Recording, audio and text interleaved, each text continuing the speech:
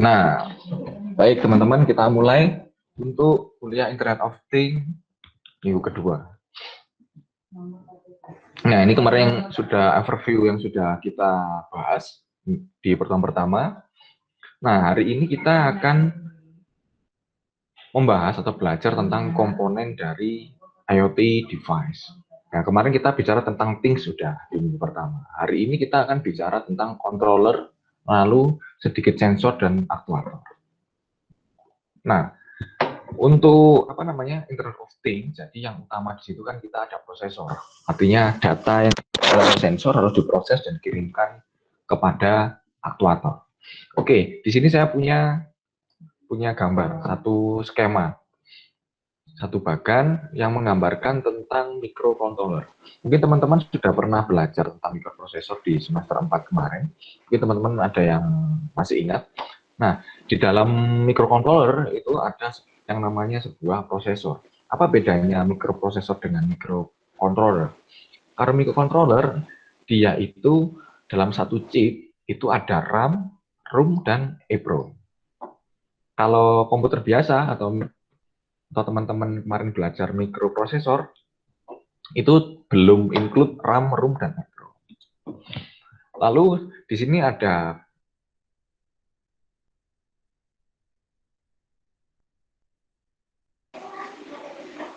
peripheral, ya, bagian peripheral yaitu bagian yang digunakan untuk memberikan input kepada sistem microcontroller. Ada bentuknya keypad, ada yang sensor, ada yang switch. Keypad itu keypad biasa ya, keyboard ataupun bisa tombol-tombol yang lain. Keypad angka itu juga bisa.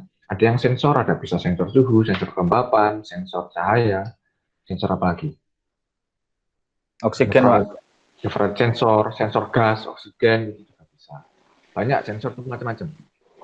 Sensor listrik juga bisa. Ada yang bentuknya berupa switch. Switch itu misalkan saklar, bisa switch, bisa saklar, atau bisa juga tahu floating switch. Floating switch itu kalau misalkan teman-teman punya toren, punya tandon, tempat penampungan air, nah ya, itu kan ada floating switch untuk menyalakan pompa. Switch itu macam-macam.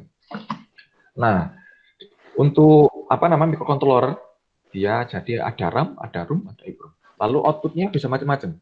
Output dari input ini bisa bentuknya display, jadi microcontroller cuma bertugas menampilkan data yang didapatkan oleh sensor atau keypad. Nah, bisa display. Atau bisa solenoid. Tahu, solenoid valve tahu, teman-teman. Solenoid valve itu kayak keran digital gitu lah. Tak cariin. Solenoid valve. Solenoid valve. Jadi biasanya banyak di mesin cuci. Nah, kayak gini. Ini solenoid valve. Jadi seperti keran tapi elektrik. Nah, ini bisa kita kasih inputan. Kita hubungkan ke microprosesor. Misalkan lagi tanahnya kering, siram-siram. Nah, itu bisa. Ini nyala buka, off-nya buka. Kalau udah basah, off-nya itu. Namanya solenoid valve. Nah, lalu bisa lagi bentuknya motor. Motor ini macam-macam. Bisa motor untuk gerakan robot, roda, misalkan motor untuk narik buka tutup pagar, motor untuk buka pintu, ini juga bisa. Nah, lalu di bagian modul microcontroller itu bisa kita berikan modul komunikasi. Misalkan teman-teman punya modul Arduino, nah di situ ada peripheral, ada sensor, ada output, misalkan berupa display, ada juga modul untuk berkomunikasi dengan internet, untuk internet. Modulnya bisa banyak, bisa teman-teman melalui serial, misalkan dengan kabel, atau bisa pakai modul jaringan seluler, 3G, 4G, bisa. 2G juga bisa. GPRS, bisa UMTS, terus apa lagi? HSPA. Nah, GPRS itu adalah jaringan komunikasi data untuk 2G.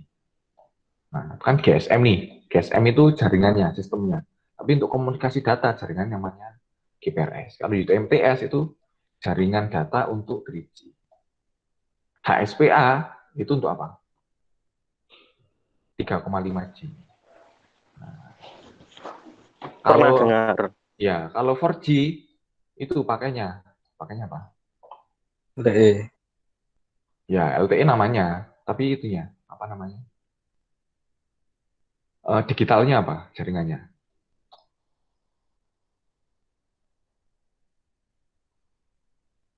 Ada yang namanya WCDMA. Ini teknik modulasinya. Nah, teman-teman sebut LTE juga nggak apa-apa lah. Kalau 5G, apa namanya? Kalau 4G, LTE, kalau 5G? Nah, nanti dicari. Nah, oke. Di serial ini, apa namanya, modul komunikasi ini bisa macam-macam. Tergantung teman-teman nanti menempatkan mikrokontrolnya di mana. Kalau misalkan mikrokontrolnya itu ditaruh di rumah, teman-teman bisa pakai WiFi, bisa pakai jaringan seluler juga bisa. Tapi nanti kalau jaringan seluler otomatis teman-teman harus isi paketnya kalau udah habis. Kalau WiFi, teman-teman harus butuh namanya access point, access router. Kalau misalkan ini taruh di jalan, berarti kita bisa pakai jaringan seluler. Kalau misalkan untuk apa namanya di tempat yang tetap, terus apa namanya teman-teman ada misalkan dihubungkan pengen murah itu di bank komputer itu bisa pakai kabel serial. Nah, bedanya microcontroller dengan komputer biasa apa? Kalau komputer biasa itu biasanya dia diproduksi untuk tujuan yang umum. Misalkan tujuannya bisa banyak banget lah. Bisa untuk ngedit dokumen, ngedit gambar, browsing, lalu apa namanya multimedia, hiburan itu macam-macam. Tapi kalau microcontroller dia dibentuk dan diprogram untuk satu tujuan khusus. Artinya biasanya misalkan kita bikin IoT untuk mobil, berarti tujuannya untuk mobil. IoT untuk kulkas ya untuk kulkas. IoT untuk sensor apa namanya sensor udara, berarti dia aplikasinya juga untuk mendeteksi udara. Nah begitu. Kenapa semua komputer itu tidak dijadikan seperti komputer biasa, misalkan prosesornya di sini Intel i7 gitu kan, atau misalkan Ryzen gitu. Kenapa kok nggak dipakai seperti itu? Kenapa kita pakai prosesor yang kecil? Ibaratnya pakai mikroprosesor yang kecil. Ada yang tahu teman-teman? Nah, sekarang kita masuk ke automotive embedded system. Ini sebuah contoh aja sebenarnya. Di dalam mobil itu kayak mobil sekarang yang bagus itu kayaknya lebih dari 100 microcontroller dalam sebuah mobil. Satu misalkan untuk power steering, satunya untuk sensor airbag kalau misalkan ada tabrakan atau ada goncangan. Lalu ada lagi untuk ban, dia mendeteksi tekanan udara pada ban. Lalu ada lagi untuk GPS, ya kan? Lalu ada lagi untuk kamera belakang, kamera depan, gitu kan? Dia kan juga ditampilkan di display, itu juga butuh mikroprosesor. Lalu ada lagi untuk mikroprosesor yang dia bisa mengetahui kondisi jalan. Misalnya lagi basah, licin, jadi dia otomatis brake-nya atau apa namanya sistem pengendalian mobilnya dia aktif. Atau yang dia bisa diaktifkan secara manual, macam-macam. Nah ini contohnya. Contohnya banyak, ada seat belt, dashboard, tidak hanya sensor-sensor yang digunakan untuk sistem utama, tapi juga sensor-sensor untuk warning. Misalkan seat belt, lalu pintu, misalkan jendela, dan lain-lain. Nah, kita lihat sekarang industri produksi prosesor di dunia. Setiap tahun rata-rata produksi PC itu 80 juta. Setiap tahun 80 juta. Intel, terus apa namanya? AMD itu rata-rata 80 juta. Terus apa lagi ya? Snapdragon, ya kan? MediaTek, prosesor-prosesor buat HP. Nah, tapi kalau kita apa namanya? Embedded prosesor untuk IoT, untuk HP itu bisa sampai 3 miliar. Dan ini akan terus tumbuh karena pada nantinya setiap benda sekitar kita akan banyak benda yang terhubung dengan internet. Nah, artinya teman-teman pasar IoT itu ke depan akan terus meningkat. Jadi ini peluang bisnis juga. Kalau teman-teman pengen apa namanya terjun di bisnis IoT. Misalkan teman-teman butuh bikin IoT untuk monitoring penggunaan listrik rumah, itu pun udah jadi, udah bisa dijual. Sistem IoT untuk monitoring ternak, itu juga bisa. Banyak. Pokoknya semua hal bisa kita monitoring, bisa kita internetkan. Oke, sekarang kita bicara tentang general purpose prosesor. Artinya prosesor yang biasa kita pakai sehari-hari. Seperti i7, i5, i3, Ryzen, Intel, AMD gitu kan. Nah, dia bedanya apa dengan prosesor yang kecil, yang microcontroller dan microprosesor? Nah, bedanya ada di sini, ada program memori. Nah, kalau yang atasnya sama, dia ada instruction register, ada program counter, lalu di sini ada ALU, ada arithmetic logic unit yang teman-teman pelajari waktu mikroprosesor ya semester 4. Nah, artinya di apa namanya? Di general purpose processor, dia itu bisa kita tanam banyak aplikasi. Di sini ada namanya program memori. Artinya program memori ini bisa kita assembly, bisa kita desain untuk mengerjakan banyak hal.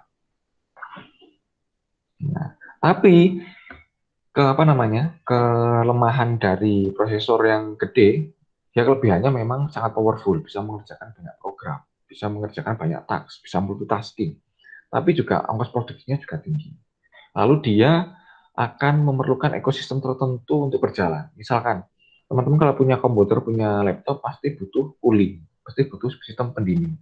Dan dia tidak bisa misalkan kita tempatkan di tempat-tempat yang lembab atau tempat-tempat yang panas. Itu akan cepat merusak dari hardware-nya.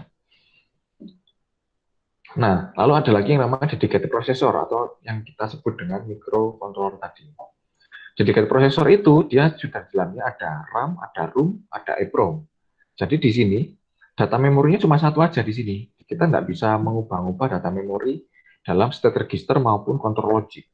Jadi satu memori yang sudah di flash itu akan bekerja dalam satu waktu. Artinya satu controller itu satu task, satu tugas. Nah, kelebihannya apa? Dia otomatis biaya produksinya kecil, harganya lebih murah. Lalu dia tidak butuh program memori, artinya dia tidak butuh hard disk yang terlalu gede.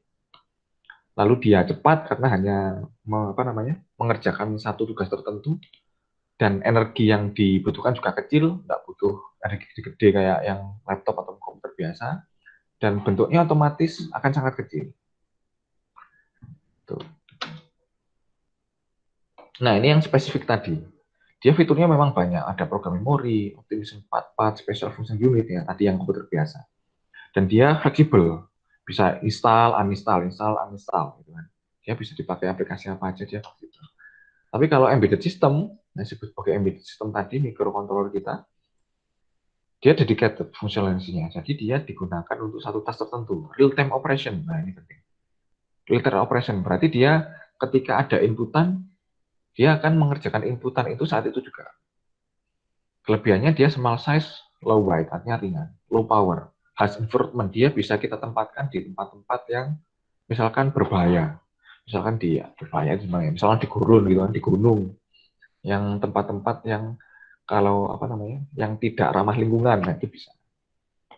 Terus dia safety critical operation. Jadi kita nggak butuh untuk instalasi embedded system itu harus yang benar-benar safety. Cukup kita kasih box aman, nggak kena, yang penting nggak kena air, nggak basah gitu, dia sudah aman. Nggak harus yang seperti komputer misalkan harus ada groundednya, terus harus ada listriknya, kabel dan bla bla bla itu. Dia cost sensitif, artinya murah. Nah, sekarang kita bandingkan. Di dalam embedded system itu ada yang namanya sistem real time. Sistem real time itu sistem yang mengelola data atau memproses data pada saat real time. Artinya dia mengolah data bukan karena scheduling.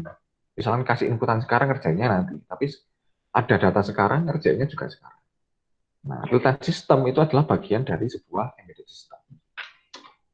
Contoh, real time embedded. Misalkan nuclear reactor control, flight control. Artinya kalau misalkan kita ngontrol pesawat untuk terbang, atau misalkan teman-teman punya drone gitu kan, kita ngontrolnya sekarang, ya dia terbangnya sekarang. GPS, MP3 player, kita dengerin musik, ya musiknya keputar sekarang. Mobile phone juga gitu. Yang real time tapi not embedded. Ada stock trading, ada Scape, ada Pandora. Kenapa ini real time tapi not embedded? Karena dia ada server. Ada server yang melayani apa namanya proses komunikasi datanya. Nah, ada lagi yang embedded tapi tidak real time. Ada yang home temperature control, misalkan sensor suhu dalam ruangan. Kalau kita misalkan bikin sistem sederhana, ini misalkan apa namanya, suatu microcontroller ya, microcontroller. Lalu kita kasih input referensi misalkan 25 derajat Celcius, karena kan ini sensor apa temperatur. Lalu di sini ada input dari sensor, ini sensornya ya. Ini sensor. Nah, kalau dia misalkan apa namanya, dia mendeteksi bahwa di ruangan itu masih 24 derajat, maka 24 ini tidak akan diproses karena dia masih di bawah threshold 25. Baru kalau misalkan dia 26, 27, baru nanti dia akan menyalakan misalkan air conditioner, menyalakan AC. Artinya dia tidak selalu real time. Lalu ada sprinkler system. Ini alat apa? Pemadam kebakaran gitu. Alat pemadam kebakaran dalam ruangan. Alat itu selalu aktif dan dia selalu mendeteksi keadaan gas atau asap yang ada di ruangan. Dia baru bereaksi kalau misalkan ada inputan berupa asap. Lalu ada washing machine, refrigerator, dan lain-lain. Nah, karakteristik dari RTS. RTS itu selalu dia mengolah data yang saat ini ada, saat ini jadi input, dan saat itu juga akan dijadikan output. Jadi event driven dan team driven. Nah, pada RTS itu biasanya dia fault tolerance, artinya dia punya reliability yang bagus, dapat diandalkan. Dan dia biasanya bisa diprediksi. Karena dia input datanya atau input parameternya itu secara periodik. Lalu biasanya dia bisa mengerjakan multi-programmed in multi-system. Artinya dia bisa kerjakan dalam beberapa program dan dalam beberapa sistem. Nah, contohnya di sini. Saya punya modul. Ada modul 1, modul A, modul B, modul C. Karena dia sifatnya LTS itu redundan, artinya setiap dari modul ini bisa dipakai oleh modul-modul yang lain. Mereka bergantian atau bekerja sama untuk mengerjakan sebuah sistem. Nah, di sini ada I-1, artinya event, I-1 dan I+1. Nah, ini di modul A, modul B, modul C. Inputan dari sini, dari modul A, modul B, dan C, itu menjadi sebuah, kesimpulan, atau decision dari sebuah sistem. Nah, lalu kita bicara tentang taksonomi dari sebuah sistem RTS. Nah, ada 3 yang harus kita tahu. Ada yang namanya hard real time, ada soft real time, dan ada firm real time. Hard real time itu jika sebuah sistem memiliki nilai deadline, punya deadline yang bersifat absolut. Artinya, kalau kita punya sistem, artinya kita suruh sebuah sistem itu untuk ambil data dari waktu sekian ke sekian, periodnya tetap. Kalau misalkan dia ada delay atau dia ngirim data melewati deadline yang sudah ditentukan, itu sistemnya foul. Jadi datanya tidak bisa diolah. Tapi kalau soft, dia ada deadline, tapi deadline ini nggak terlalu penting. Tapi dia tetap mengikuti deadline yang ada. Kalau misalkan ada deadline yang terlambat, dia masih berfungsi. Ini namanya soft real time. Kalau firm real time, dia tidak ada deadline, tapi data yang masuk apapun itu diproses. Nah, yang firm itu yang ini, yang bawah. Artinya dia tidak ada deadline. Kalau ada waktu ya diolah aja. Kalau soft itu ada deadline. Kalau misalkan deadline-nya telat, data yang masuk itu sudah terlambat atau ada yang miss, sistem masih berjalan. Kalau yang di hard, ini kalau data yang masuk kurang, terus deadline-nya udah lewat, ini dia nggak bisa diolah. Nah, taksonomi ada 2, ada yang statik, ada yang dinamik. Yang statik itu misalkan dia apa namanya, mengambil data berdasarkan tugas tertentu. Sekarang atau tiap jam statis. Kalau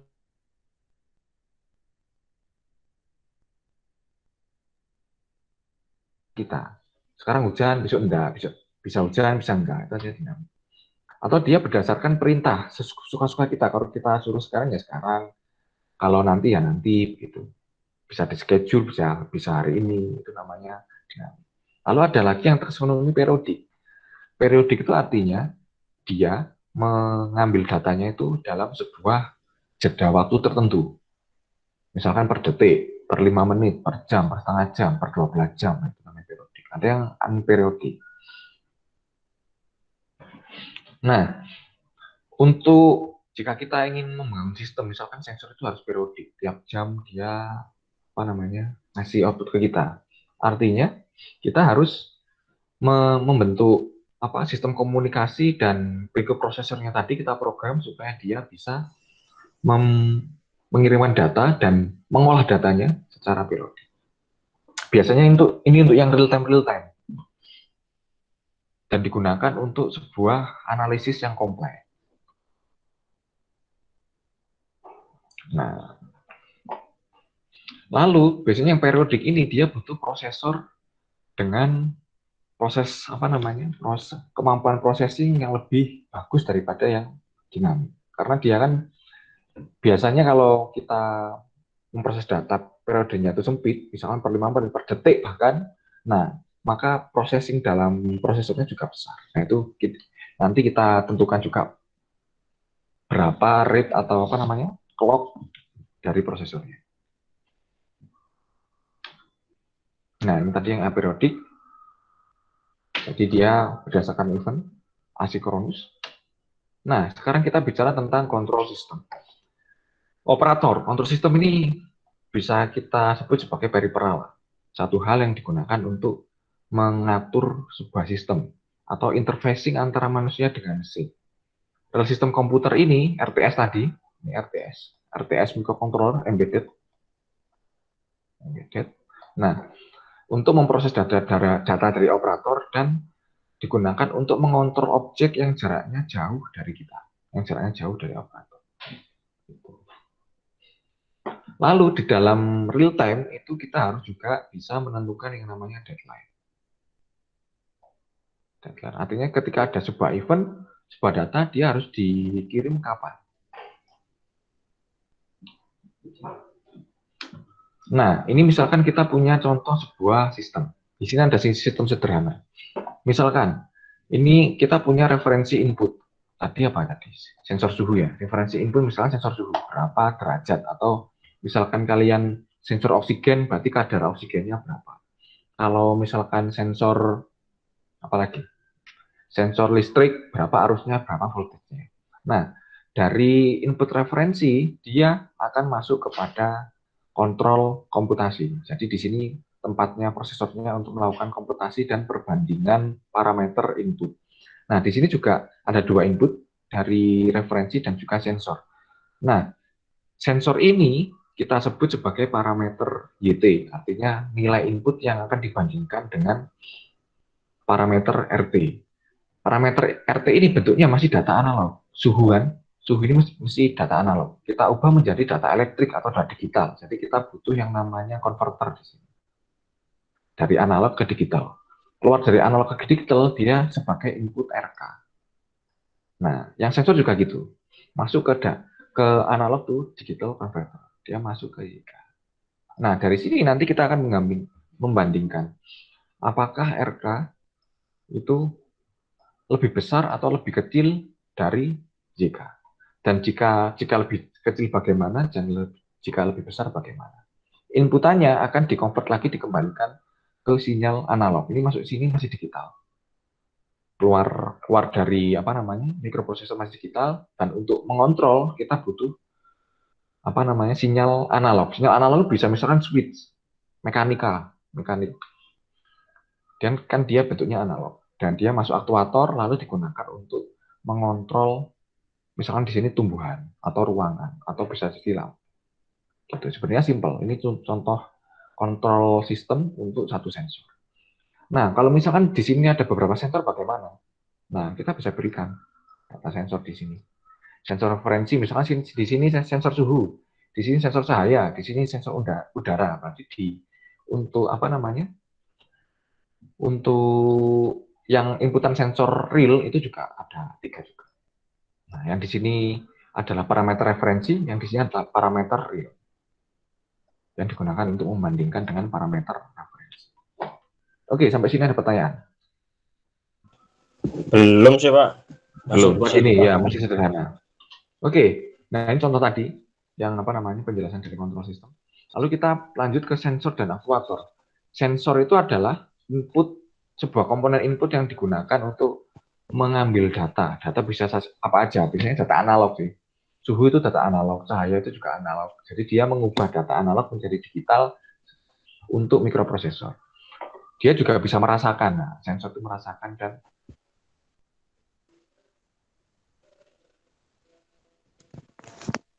komponen output. Nah, komponen output untuk barang-barang yang ingin kita kontrol. Ya, seperti tadi ada solenoid valve, apalagi ada switch, dan lain-lain.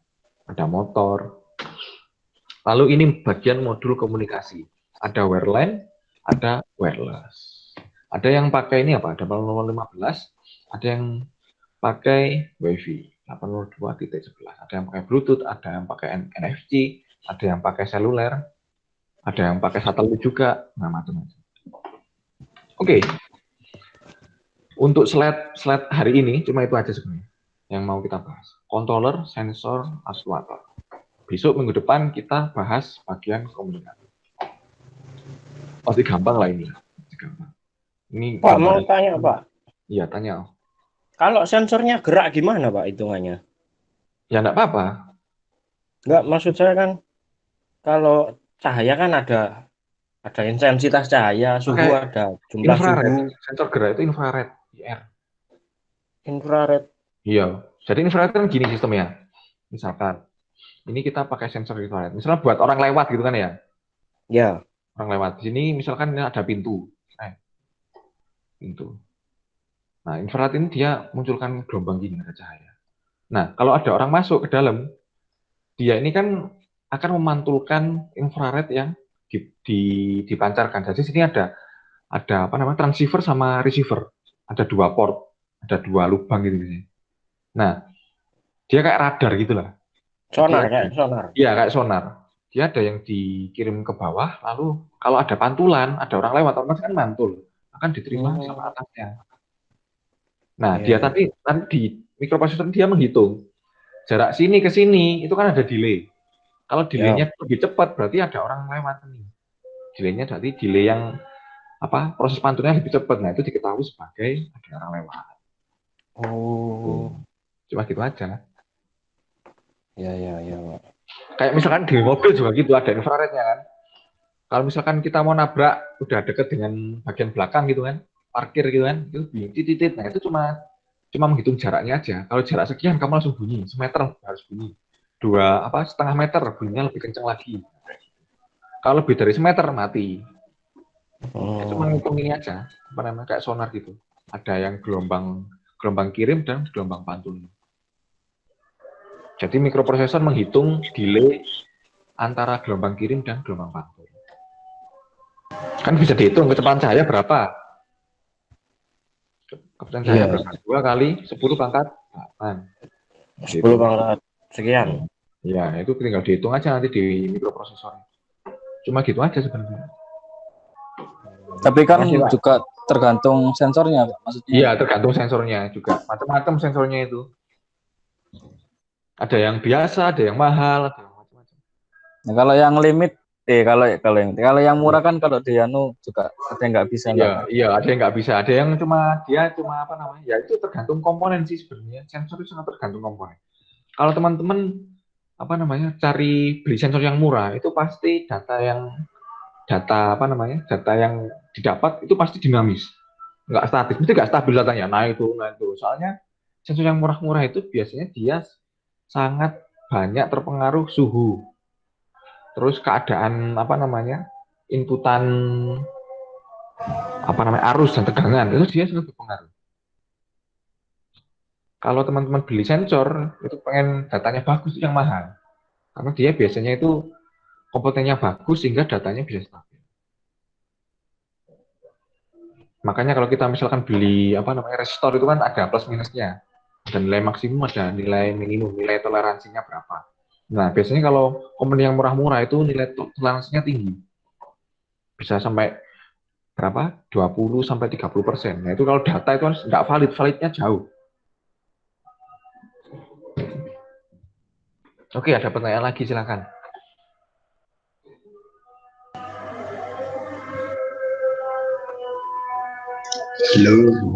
Belum? Kalau nggak ada cuma itu aja nih. Yang hari ini kita cuma belajar ini sistem apa namanya? Sistem microcontroller secara umum. Nah, nanti di sini bisa kita kasih juga outputan berupa sistem komunikasi, modul komunikasi. Ini nanti bisa ke arah web server. Di sini misalkan pakai wireless. Nah, nanti ke web server. Dari web server nanti bisa kita tampilkan ke website, ke monitor. Nah, kayak gitu juga bisa.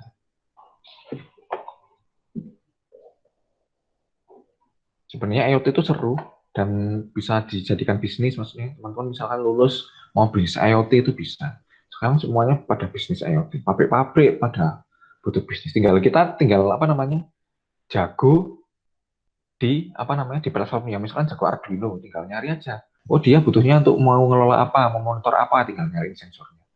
Terus dikirimnya pakai apa modulnya? Oh pakai WiFi, pakai ini. Terus sambil di sini dia butuh langsung aktuator atau cuma nampilin data aja, monitor. Gitu. Dan ini banyak open source-nya. Nanti buat monitor untuk cloud-nya bisa pakai ThinkSpeed. Dan ini kalau di Surabaya banyak enggak ya perusahaan IoT? Kayaknya masih dikit. Masih dikit, Pak. Masih dikit. Dan ini nanti model bisnisnya itu bagus. Teman-teman misalkan satu kecil gini, paling modalnya kalian cuma 1 juta. Modal, paling 2 juta lah.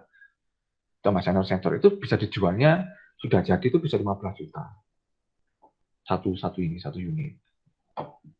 gitu. Satu unit untuk 1 titik, misalkan di pabrik itu ada 10 titik udah kelihatan 150 juta. Iya, Pak, cuannya banyak, Pak. Cuannya banyak, IoT itu cuannya banyak. makanya teman-teman kita belajar IoT sekarang, nanti selanjutnya belajar bikin project terus kita mendalami. Nanti tinggal ini kalau teman-teman misalkan kalau pengen yang mikrokontrolnya lebih bagus, nanti bisa pakai punyanya ABB, punya apa namanya bots, itu juga ada yang standar industri gitu. Kalau misalkan untuk pabrik biasa di Indonesia itu kan yang kecil-kecil itu Arduino cukup, SP cukup kayak gitu. Dan juga nanti ini bisa teman-teman jualannya nggak cuma jualan alat, bisa jualan sistem monitoringnya. Sistem monitoring kan bisa website dan juga apa namanya aplikasi, bisa Android dan iOS, ini juga bisa dijual juga aplikasinya. Maintenance-nya juga bisa. Per bulan maintenance misalkan 5 juta, itu udah cuan terus. Kayak gini.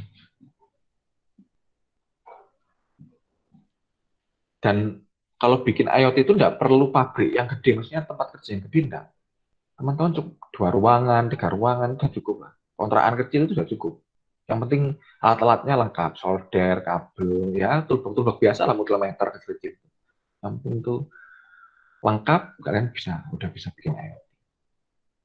Dulu waktu saya di perusahaan dulu ada perusahaan IoT itu namanya Netafim.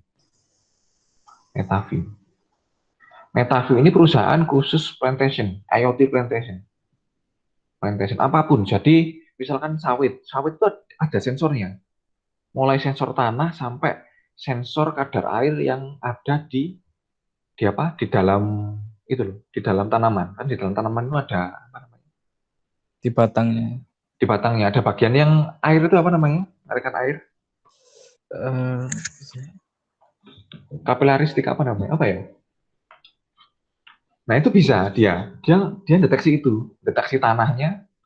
Tanahnya yang dideteksi enggak cuma kadar itunya, enggak cuma kadar airnya, tapi kadar nitrogennya berapa, kadar maksudnya nutrisi dalam tanah itu seberapa.